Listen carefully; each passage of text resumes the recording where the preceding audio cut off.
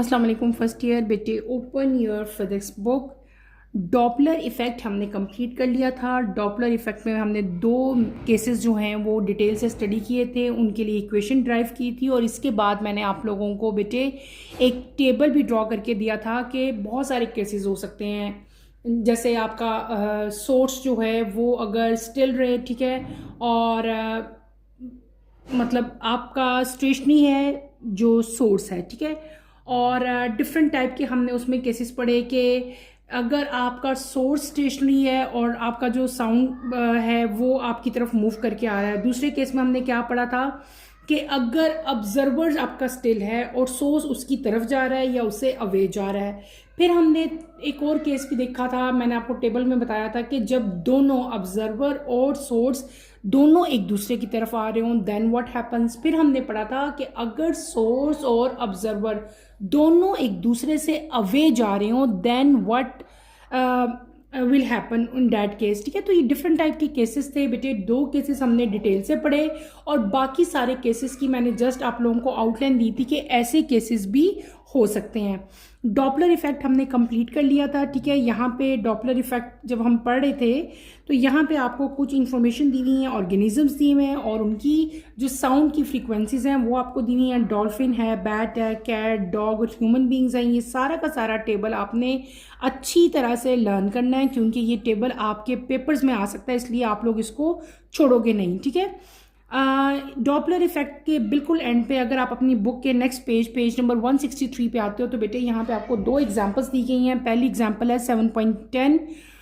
Two truck P and Q traveling along a motorway in the same direction. The loading truck P travel at the steady speed of 12 meter per second. The other truck Q traveling at a steady speed of 20 meter per second.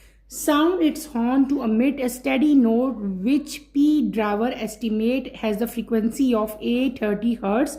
What frequency does Q's own driver here?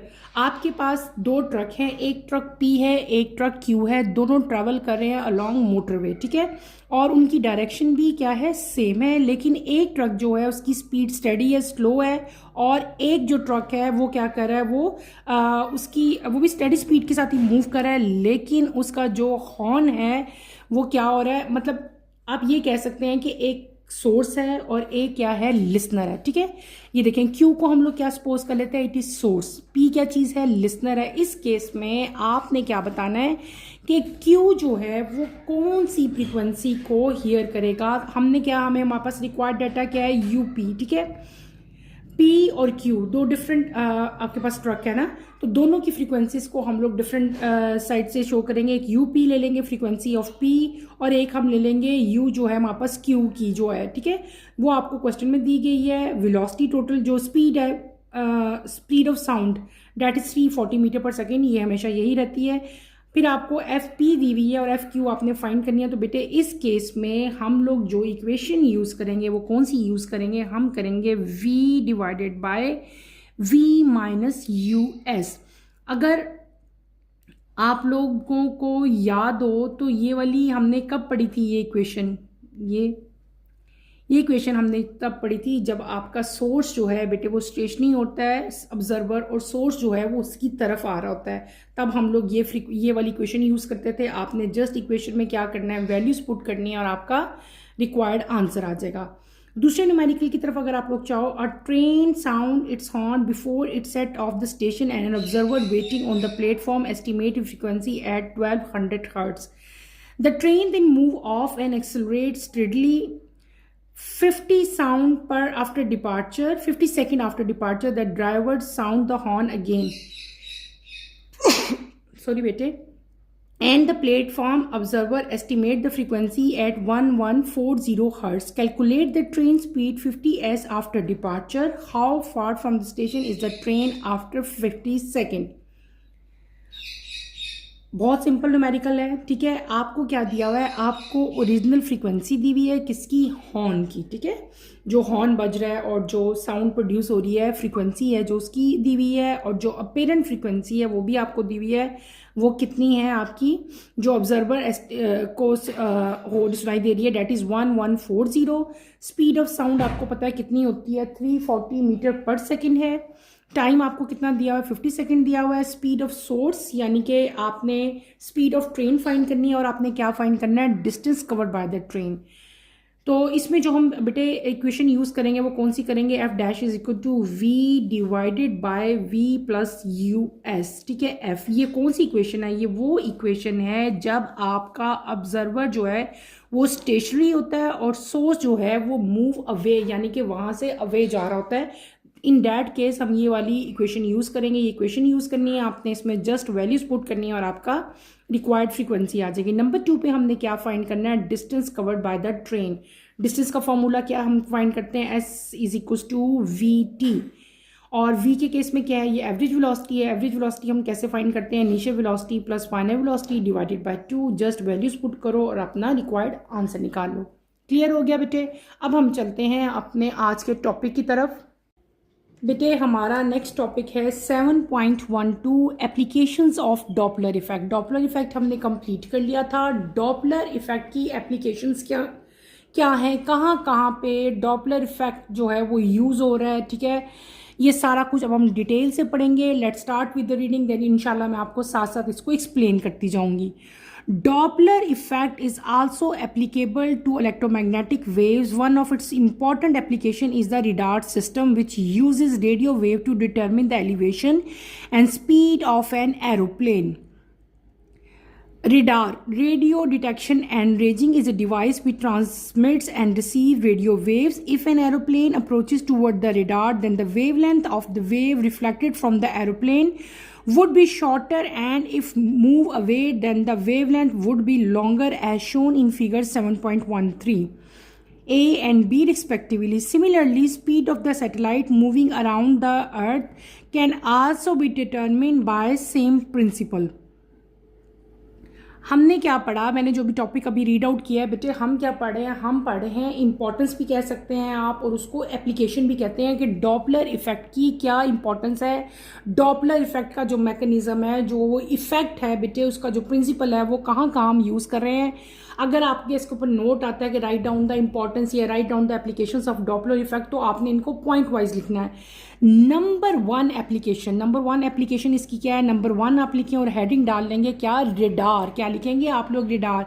Radar बेटे abbreviation है, किस चीज़ की abbreviation है, R for radio, D for R A radio है, detection A for N and R for ranging, यानी कि radio detection and ranging. ठीक है, ये एक डिवाइस होता है जो रेडियो वेव्स को ट्रांसमिट करता है और उनको रिसीव करता है। क्या मैंने कहा, रेडार इज अ डिवाइस। ये कैसा डिवाइस है जो रिसीव करेगा किसको, रेडियो वेव्स को, और उन्हीं को ट्रांसमिट में करता है। कॉमन एग्जांपल इसकी क्या है बेटे, एरोप्लेन जितने हैं ना वो सारे रेडार सिस्टम से हम उनका आना और उनका जो है अवे जाना जो है उसको हम लोग नोट कर रहे होते हैं। जो वहाँ पे बैठे हुए हैं सारे, जो उस पूरे सिस्टम को बेटे लुक आफ्टर कर रहे हैं। जब कोई बेसिकली रेडार से हम क्या देखते हैं, हम देखते हैं कि कोई भी एरोप्लेन है, चाहे वो फाइटर प्लेन है या वो कोई दूसरा प्लेन है, उसको चेक किया जाता है कि वो हमारी मतलब एक सपोज एक बाउंड्री है, बाउंड्री की तरफ कोई एरोप्लेन आ रहा है, ठीक है, वो पता चल जाता है। ठीक है,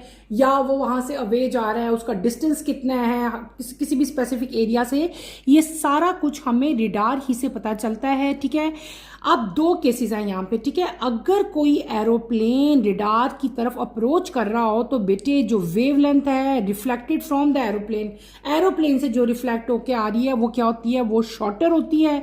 लेकिन अगर वो एरोप्लेन रेडार से अवे जा रहा हो, रेडार से दूर जा रहा हो, तो वेवलेंथ क्या हो जाएगी, लार्ज हो जाएगी। और ये दोनों डायग्राम्स इधर यहाँ पे बनी है, अगर आप गौर करो बेटे, ये एक ए है, ये क्या है, बी है। यहाँ पे क्या हो रहा है, एरोप्लेन जो है वो आ रहा है टूवर्ड रेडार, यहां से क्या है, एरोप्लेन जो है वो अवे जा रहा है, दूर जा रहा है फ्रॉम रेडार। यहां पे जो वेवलेंथ होगी बेटे वो क्या होगी, वेवलेंथ जो रिफ्लेक्टेड फ्रॉम द एरोप्लेन है वो क्या हो जाएगी, शॉर्ट हो जाएगी। लेकिन जब वो अवे जाएगा तो वेवलेंथ जो है जिस तरह डिस्टेंस इंक्रीज होता जाएगा वेवलेंथ क्या होती जाएगी, वो भी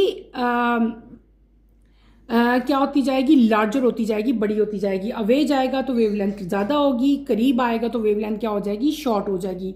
तो यहाँ पे भी जो इफेक्ट यूज हुआ है वो कौन सा हुआ है, डॉपलर इफेक्ट यूज हुआ है। डॉपलर इफेक्ट को रेडार में यूज किया जाता है किसी भी एरोप्लेन की कमिंग या एरोप्लेन का दूर जाना किसी स्पेसिफिक एरिया में, उसको हम लोग किससे पॉइंट आउट करते हैं, किससे उसको चेक किया जाता है, उसको रिडार से। और जितने बड़े बड़े बेटे ये जो हमारे जैसे एयर फोर्स है, एयर फोर्स में जैसे कोई फाइटर अगर जैसे कोई हमारा एनिमी है हमारी तरफ अटैक करता है, तो अगर कोई एरोप्लेन आने की, कोई फाइटर प्लेन सॉरी आने की कोशिश करता है तो वो रिडार ही से हमें पता चलता है कि जो है ये प्लेन जो है ये पाकिस्तान की बाउंड्री में जो है वो एंटर होने की कोशिश कर रहा है। तो ये रिडार ही हैं जो आपको बताते हैं कि वो कितना उसका डिस्टेंस है, वेवलेंथ शॉर्ट है या लॉन्ग है, वो आ रहा है या वो जा रहा है। ठीक है, क्लियर हो गया। तो यहाँ पे जो प्रिंसिपल यूज हो रहा है वो कौन सा हो रहा है, डॉपलर इफेक्ट। इसके अलावा बहुत सारे सैटेलाइट जो हैं, आर्टिफिशियल सैटेलाइट इनको कहते हैं, वो अर्थ की हमने इर्द गिर्द अर्थ पे हमेशा अर्थ के इर्द गिर्द जो है वो मूव करते रहते हैं। इन सैटेलाइट से भी जो है आपको वेदर की फोरकास्ट, इसके अलावा जितने जैसे आपने अक्सर देखा होगा कि जो क्रिकेट मैचेस होते हैं वो भी आप लोग लाइव देख रहे होते हो, वो किसके जरिए देख रहे होते हो, इन्हीं सैटेलाइट्स के जरिए देख रहे होते हो। तो सैटेलाइट्स में भी जो फिनोमेना और जो इफेक्ट यूज हो रहा होता है वो कौन सा यूज हो रहा होता है, डॉपलर इफेक्ट यूज हो रहा होता है। तो आपने जो पहली एप्लीकेशन इसकी पढ़ ली वो क्या पढ़ ली, रिडार पढ़ लिया आपने। 1 नंबर देके आपने क्या यहाँ पे मेंशन कर लेना है, रिडार। अब हम आते हैं इसकी दूसरी एप्लीकेशन की तरफ, दूसरी इंपॉर्टेंस की तरफ। आपकी बुक के पेज नंबर 165 पे आओ तो वहां पे दूसरी बेटे इसकी एप्लीकेशन लिखी हुई है, डेट इज नोन एज सोनर। क्या नाम है, सोनर। ठीक है, व्हाट इज सोनर। अब हम सोनर के बारे में पढ़ेंगे, इसको आप लोग अंडरलाइन करें और यहाँ पे लिख लें नंबर 2 एप्लीकेशन आई है। ठीक है, नंबर 2 में हम लोग क्या देखते हैं कि sonar is an acronym derived from sound navigation and ranging. It is generally named for sonic and ultrasonic underwater echo ranging and echo sounding system. Sonar is the name of a technique for detecting the presence of object underwater by acoustical echo. In sonar, Doppler detection relies upon the relative speed of the target and the detector to provide an indication of the target speed. It employs the Doppler effect, in which an apparent change in frequency occurs when the source and the observer are in relative motion to one another. Its non-military applications include the detection and location of submarine, control of anti-submarine weapons, mine hunting and depth measurement of sea. हमने क्या चीज़ यहाँ पे पढ़ ली, जो second चीज़ हमने पढ़ी है वो हमने क्या पढ़ा, सोनर। व्हाट इज सोनर। सोनर बेटे एक्रोनमी है किसकी, साउंड नेविगेशन और रेंजिंग की। ये एक ऐसी टेक्निक है, एक मतलब एक टेक्निक है, क्या कहते हैं इसको हम लोग, सोनर को। ये एक ऐसी टेक्निक है बेटे जिसको हम यूज़ करते हैं डिटेक्ट करने के लिए या लोकेट करने के लिए। मैंने क्या वर्ड बोला, डिटेक्ट करने के लिए या लोकेट करने के लिए कोई भी ऑब्जेक्ट, जैसे कि सबमरीन हो। ठीक है, सबमरीन को क्या होती है, जो बिल्कुल पानी के अंदर होती है। ठीक है, जो आपके समंदर हैं या जो ओशंस हैं, जो सी है, उन ओशंस हैं, उन सबमरीन्स को लोकेट करने के लिए, उनको डिटेक्ट करने के लिए, उन और एंटी सबमरीन वेपन जो है उनको कंट्रोल करने के लिए, माइन को हंटिंग करने के लिए, और सी जो बिल्कुल समंदर का जो सेंटर है उसकी डेप्थ को फाइंड आउट करने के लिए जो मैकेनिज्म यूज़ किया जाता है, जो टेक्निक यूज़ की जाती है, उसको हम लोग क्या कहते हैं, that is known as sonar. Clear हो गया। आप क्या कह सकते हो, sonar is a technique which is use to detect and locate the object like submarine, control of anti submarine weapon, mine hunting and depth of measurement of सी।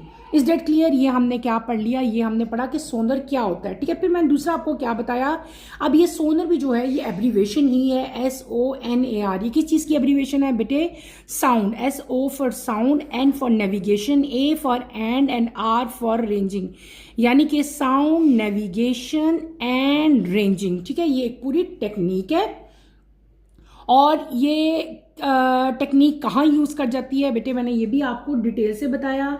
इसके अलावा यहाँ पे बेटे अब यहाँ पे फिनोमेना जो है वो क्या हो रहा है, यहाँ पे आपने याद रखना है क्या होता है कि जो यहाँ पे जो इफेक्ट यूज हो रहा होता है ना इस पूरे सोनर में, वो कौन सा होता है? वो होता है डॉपलर इफेक्ट। यहाँ पे यूज किया जाता है। यहाँ पे क्या होता है कि दो चीजें होती है ना, जैसे एक सोर्स है एक ऑब्जर्वर है। हमने डॉपलर इफेक्ट में ये पढ़ा ना, सोर्स क्या है जो साउंड प्रोड्यूस कर रहा है, ऑब्जर्वर क्या है जो वो साउंड सुन रहा है। तो साउंड और जो सोर्स है और जो ऑब्जर्वर है बेटे, वो उन दोनों की जो रिलेटिव मोशन है उसको देखते हुए यहाँ पे डिफरेंट टाइप की टेक्निक्स यूज़ की जाती हैं और डिटेक्ट किया जाता है कि ये पानी के अंदर जो अंदर यानी कि डीप सी में जो इस इफेक्ट की वजह से एक साउंड प्रोड्यूस होती है, उस साउंड से जो इको प्रोड्यूस होगी बेटे, उस इको से हम लोग क्या करेंगे, डिफरेंट टाइप की जो लोकेशन है सबमरीन्स की उनको डिटेक्ट करते हैं। क्या करते हैं? उनको डिटेक्ट करते हैं। मैंने क्या कहा कि ऑब्जर्वर और बेटे सोर्स की वजह से जो साउंड और इको प्रोड्यूस होंगी, उस इको को देखते हुए क्या होता है कि हम सबमरीन को डिटेक्ट कर लेते हैं कि हमारे जो पानी है, हमारा जो पूरा एरिया है, जैसे सपोज करो पाकिस्तान नेवी है, अब पाकिस्तान जो कराची का जो सी है, अब वो एक सी की एक बाउंड्री है, खास लेवल है जो पाकिस्तान के एरिया में आता है, ठीक है। अब वहाँ पे अक्सर आपको पता है कोई भी एनिमीज अटैक कर सकते हैं, तो वहाँ पे जो पाकिस्तान नेवी है, जितनी भी सब मैरीन्स हैं और जो भी वहाँ पे वर्किंग हो रही है, बेसिकली बेटे वो यही इफेक्ट यूज़ कर रहे हैं।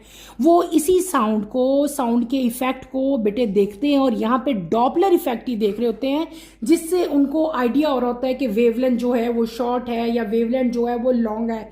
वेवलेंथ लॉन्ग होगी तो उनको आइडिया हो जाएगा कि अभी जो अगर सपोज हमारी जो एनिमी है उनकी सबमरीन है या एंटी सबमरीन वेपन्स हैं या कोई भी उन्होंने माइंस बिछाई हुई हैं, तो वो डिटेक्ट कर लेते हैं, ठीक है। जितने हमारे इंजीनियर्स हैं या जितने भी रिलेटेड फील्ड से जो लोग हैं, इसके अलावा अगर कोई सबमरीन जो किसी हमारी एनिमी की हो, वो अगर हमारे एरियाज में आना चाह रही हो, वहाँ पे अटैक करना चाह रही हो, तो वो भी पहले ही से पहले हमें पता चल जाता है। हम लोग उसको पहले से ही डिटेक्ट कर लेते हैं by applying effect that is known as Doppler effect, ठीक है।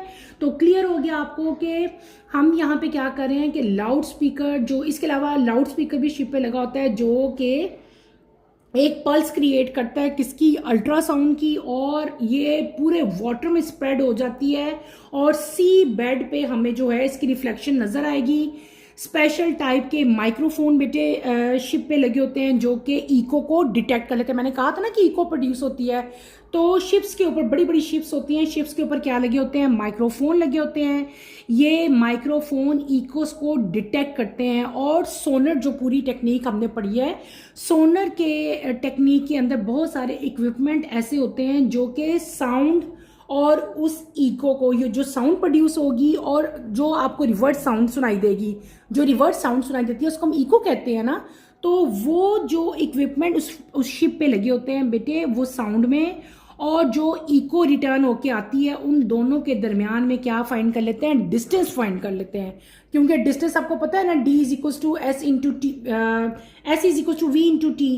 तो ये जो यानी कि देखो, आपको पता है ना, जब कोई खाली जगह हो, जब अब मैं आपको एग्जांपल देती हूँ, अगर एक खाली जगह है बिल्कुल, वहाँ पे मैं अपना नाम लेती हूँ तो मुझे अपना नाम दोबारा सुनाई देता है। ये फिनोमेना बचपन में पढ़ के आए हो।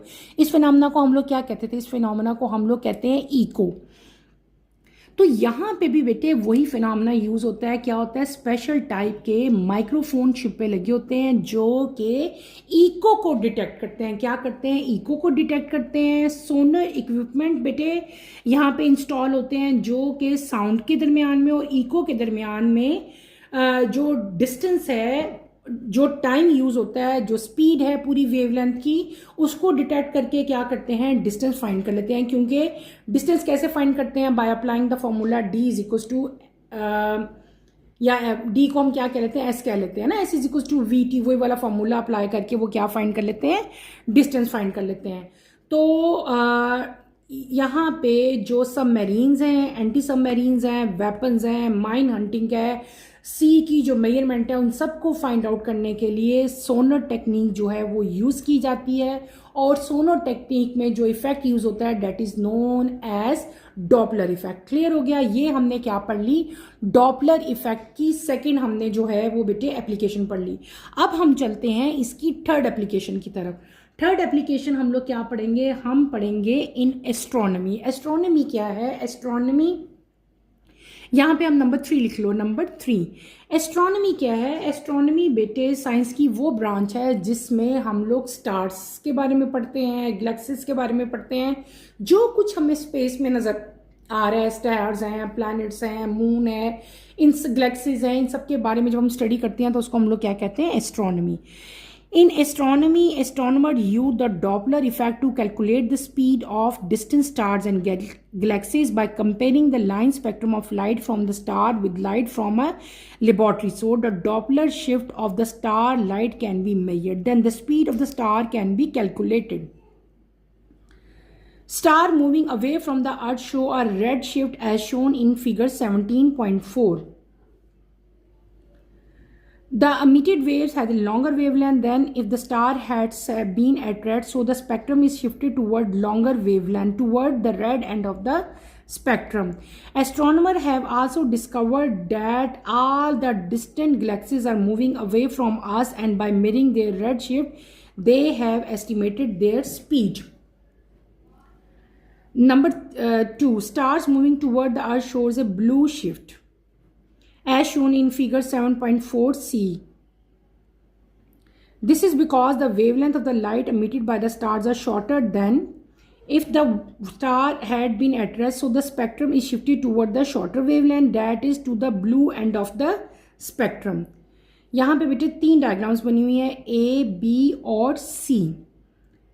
सिंपल आपको क्या बताया है कि डॉपलर इफेक्ट को बेटे हम एस्ट्रोनॉमी में भी यूज़ करते हैं to calculate the speed of distant stars and galaxies. वो स्टार्स और वो गैलेक्सीज जो कि अर्थ से काफ़ी डिस्टेंस पे प्रेजेंट हैं, उनको उनकी स्पीड को कैलकुलेट करने के लिए भी डॉपलर इफेक्ट जो है वो यूज़ किया जाता है।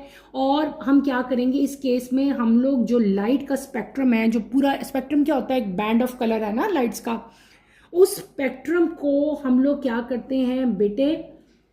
कंपेयर करते हैं स्टार की लाइट को अपने लेबॉर्ट्री का जो सोर्स की लाइट है उसके साथ उसका कंपैरिजन करते हैं, और कंपैरिजन करके हम लोग जो है वो जो स्टार्स हैं या जो गैलेक्सीज हैं उनका डिस्टेंस फ्रॉम द अर्थ जो है वो फाइंड आउट कर लेते हैं। अच्छा, इस केस में क्या होता है कि स्पीड ऑफ द स्टार जो है वो हम कैलकुलेट कर लेंगे। 2 पॉसिबिलिटीज हो सकती हैं। क्या हो सकती हैं? 2, 1 and 2, ठीक है, जो आपकी बुक में भी दी हुई है। पहली पॉसिबिलिटी क्या है बेटे कि अगर तो स्टार स्टेशनरी है, ठीक है, क्या मैंने कहा? If the star is stationary. हम पहला चीज पढ़े हैं, ठीक है। पहली चीज क्या है कि अगर हमारे स्टार स्टेशनरी है, ठीक है, अगर बेटे स्टार स्टेशनरी हो रिलेटिव टू द अर्थ, उसका कंपैरिजन हम किसके साथ कर रहे हैं? अर्थ। आपको पता है ना, अर्थ हमेशा अपने रिवॉल्व करती रहती है अराउंड द सन, ठीक है। तो अगर आपके स्टार स्टेशनरी हो relative to the earth, then we do not observe any Doppler effect, ठीक है। दोबारा बता रही हूँ, 3 इफेक्ट हैं, 3 चीज़ें हैं हमने इसमें पढ़ी। पहली चीज़ क्या हमने पढ़ी है कि अगर आपके स्टार जो हैं वो स्टेशनरी हो, वो मूव ना कर रहे हो, जैसे हम पढ़ते थे कि सोर्स जो है वो हमारा स्टेशनरी हो, वो मूव ना करता हो, तो इसी तरह हम यहाँ पे भी क्या पढ़े हैं कि अगर आपके स्टार्स बेटे मूव ना कर रहे हो रिलेटिव टू द अर्थ, तो हम कोई भी डॉपलर शिफ्ट या डॉपलर इफेक्ट वहाँ पे ऑब्जर्व नहीं करेंगे, और लाइट स्पेक्ट्रम जैसा है वो वैसे का वैसा ही रहेगा। कॉमन एग्जांपल, और इसकी जो चीज़ आपको बताइए वो कौन सी डायग्राम है? डायग्राम नंबर 1 यानी कि ए। यहाँ पे ये जो आपको स्पेक्ट्रम शो हो रहा है ये क्या चीज़ है? ये स्पेक्ट्रम तब हो रहा है जब आपका स्टार जो है वो क्या है? स्टेशनरी है, यानी कि वो मूव नहीं कर रहा। अब हम आते हैं सेकेंड चीज़ की तरफ। सेकेंड चीज़ क्या है बेटे? फर्स्ट यहाँ पे ऐसे मेंशन नहीं है, मैंने आपको समझा दी है, इधर बुक में पता नहीं वो क्यों मिसिंग है। नंबर सेकंड केस में क्या होगा? आपका जो नंबर 2 है, नंबर 2 में हमने क्या लेना है? Stars moving away from the earth. अगर स्टार जो हैं वो अर्थ से अवे जा रहे हैं, अर्थ से दूर जा रहे हैं, तो वो क्या शो करेंगे? वो रेड शिफ्ट शो करेंगे, ठीक है। तो एमिटेड वेव जो हैं वो क्या हो जाएंगी? क्योंकि वो अर्थ से दूर जा रहे हैं, डिस्टेंस इंक्रीज हो रहा है, तो इस केस में क्या होगा? वेवलेंथ जो है वो क्या हो जाएगी? लॉन्ग हो जाएगी। और अगर स्टार जो है वो रेस्ट पे आ जाएगा तो स्पेक्ट्रम जो है वो शिफ्ट हो जाएगा टूवर्ड लॉन्गर वेवलेंथ, ठीक है, toward the red end of the spectrum. याद रखना ये बी डायग्राम है। मैंने क्या बता दिया आपको कि अगर आपका स्टार जो है बेटे it's move away from the earth, अगर वो अर्थ से अवे जा रहा है तो इस केस में क्या हो जाएगा, वेवलेंथ इंक्रीज हो जाएगी और आपको जो रेड शिफ्ट है वो ज़्यादा प्रोमिनेंट नज़र आएगी, ठीक है। और जो है जो लॉन्गर वेवलेंथ है वो किसकी तरफ शिफ्ट हो जाती है, टूवर्ड रेड एंड, ये जो रेड एंड है, ठीक है, इसकी तरफ शिफ्ट हो जाएगी। ये बी डायग्राम है, ये वाली बी वाली की बात मैं कर रही हूँ, जब आपका स्टार जो है वो अवे फ्रॉम द अर्थ जा रहा हो, ठीक है। इस केस में जो आपका स्पेक्ट्रम होगा ये लॉन्गर वेवलेंथ की तरफ शिफ्ट कर जाएगा toward red end of the spectrum, ठीक है। तो एस्ट्रोनॉमर जो हैं इस केस में क्या करेंगे, दे डिस्कवर जितनी डिस्टेंस गैलेक्सीज जो कि अर्थ की सरफेस से बेटे अवे जा रही हैं उनकी रेड शिफ्ट को वो मेजर करते हैं और वहाँ से वो इन स्टार्स की स्पीड्स का एस्टिमेट निकालते हैं, ठीक है। नॉट एक्यूरेट एस्टिमेशन होती है, क्लियर। अब हम पढ़ते हैं उसका तीसरी चीज़ क्या है, जब आपके स्टार जो है वो मूव टूवर्ड द अर्थ, जब वो अर्थ की तरफ आ रहे हो। पहले हमने क्या पढ़ा था, अवे फ्रॉम द अर्थ। अब हमने क्या पढ़ा, जब वो अर्थ की तरफ आ रहे होंगे तो दे शो ब्लू शिफ्ट। और इसकी ये जो है सी पार्ट जो है डेट इज, ये आपको सी पार्ट में दिखाया गया ब्लू शिफ्ट, ठीक है, ये वाली ब्लू शिफ्ट है। जब स्टार जो हैं बेटे अर्थ की तरफ मूव करते हैं तो वेवलेंथ ऑफ लाइट जो एमिटेड होती है टू स्टार से जो लाइट एमिट होती है वो क्या होती है, उसकी वेवलेंथ शॉर्टर हो जाएगी और स्पेक्ट्रम जो है वो टूवर्ड शॉर्टर वेवलेंथ मूव कर जाएगा toward the blue end of the spectrum. तो हमने यहाँ पे 3 मेन केसेस पढ़ लिए। एक क्या, जब स्टार स्टेशनरी थे उस केस में डॉपलर इफेक्ट नहीं होगा। दूसरा क्या पढ़ लिया हमने, जब star away from the earth होंगे उस केस में वेवलेंथ जो है वो क्या होगी, लेंथी होगी, लॉन्ग होगी।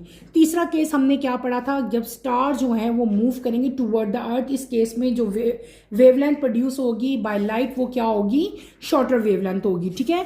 और ये 3 डिफरेंट हमने चीज़ें पढ़ ली, किसकी, एस्ट्रोनॉमी में डॉपलर इफेक्ट जो है वो किस तरह अप्लाई किया जाता है और इसको अप्लाई करके एस्ट्रोनॉमर क्या करते हैं बेटे, स्टार की स्पीड को जो है उसका एस्टिमेट फाइंड आउट करते हैं, उसको फाइंड कर लेते हैं कि इस स्टार की जो है वो स्पीड कैसी होगी। क्लियर हो गया। हमने यहाँ पे 3 मेन जो हैं वो चीज़ें पढ़ ली। बी की डायग्राम मैंने आपको बताई, सी की, और यहाँ पे ए की डायग्राम दी थी। ए की डायग्राम में क्या था कि जब आपका स्टार स्टेशनरी होगा, ये क्या होगा, अवे फ्रॉम द अर्थ होगा, और ये क्या होगा, टूवर्ड द अर्थ हो गया।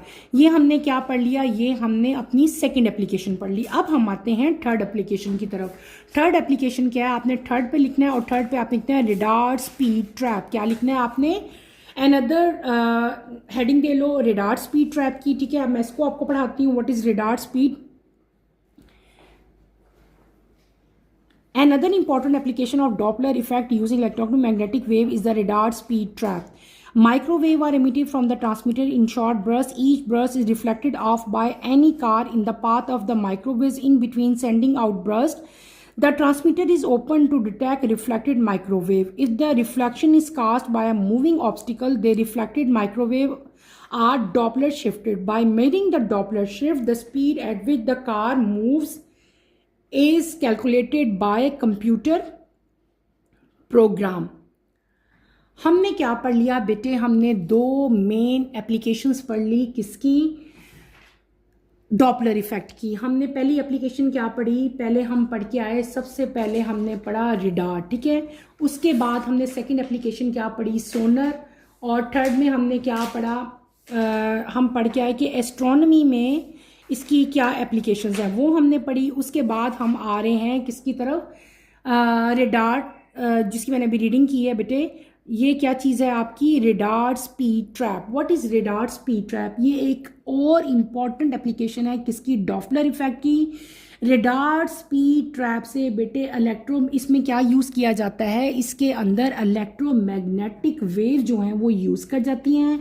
माइक्रोवेव्स यहाँ से अमिट होंगी, कहाँ से बेटे, यहाँ पे ट्रांसमीटर लगे होते हैं, वहाँ से वेव जनरेट होती हैं, वेव्स अमिट होती हैं, और उन वेव्स को हम लोग क्या कहते हैं, माइक्रोवेव्स कहते हैं। क्या कहते हैं, इलेक्ट्रोमैग्नेटिक वेव्स कहते हैं। बेसिकली ये माइक्रोवेव्स होती हैं जो कि ट्रांसमीटर से निकलती हैं, अमिट होती हैं, इन शॉर्ट ब्रश, ठीक है। और हर ब्रश जो है वो क्या हो जाएगा, रिफ्लेक्टेड होगा बाय एनी कार, ठीक है, जो भी उनके रास्ते में आएगी, ठीक है। और जो ट्रांसमीटर है वो डिटेक्ट कर लेता है किसको, माइक्रोवेव्स को, ठीक है। और ये रिफ्लेक्शन जो है ये मूविंग ऑब्स्टिकल से भी प्रोड्यूस होती हैं। किससे प्रोड्यूस होती हैं, मूविंग ऑब्स्टिकल से।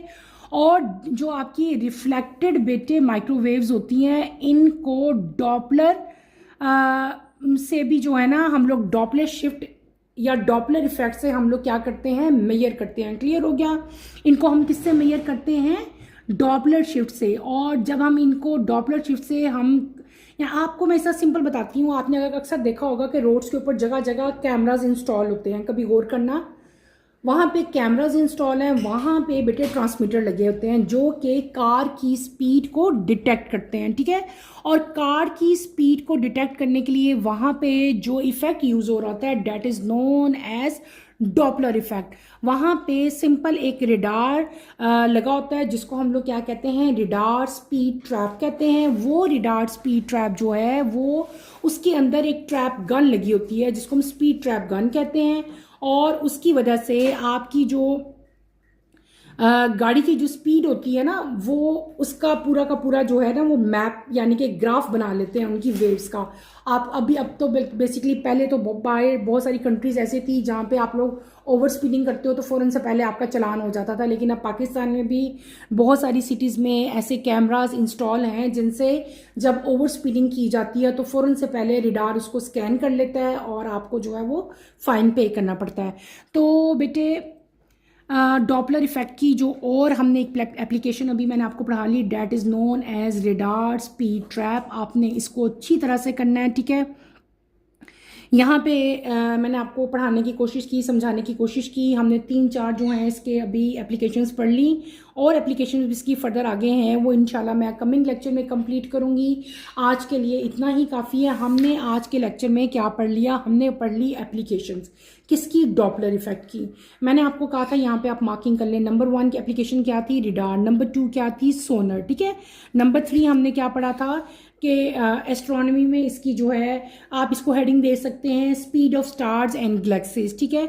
उसके बाद हमने कौन सी एप्लीकेशन पढ़ी, रिडार स्पीड ट्रैप, ठीक है। इसको आपने अच्छी तरह से स्टडी करना है। इसमें कोई प्रॉब्लम होती है, कोई कंफ्यूजन होती है बेटे तो feel free to ask any question. यहीं पे अपना टॉपिक मैं ख़त्म करूँगी। इंशाल्लाह कमिंग लेक्चर में आपसे दोबारा मुलाकात होगी और नेक्स्ट लेक्चर में हम लोग जो रिमेनिंग हमारी एप्लीकेशंस बच गई हैं उन्हें मैं कंप्लीट करवाऊंगी। नेक्स्ट लेक्चर की नोटिफिकेशन के लिए आप चैनल को शेयर करें, लाइक करें और सब्सक्राइब करें। और यहीं पे अपना टॉपिक मैं ख़त्म करूंगी। इंशाल्लाह नेक्स्ट लेक्चर में आपसे दोबारा मुलाकात होगी। टिल देन अल्लाह हाफिज़ फर्स्ट ईयर, टेक केयर बेटे, अपना ख्याल रखिएगा।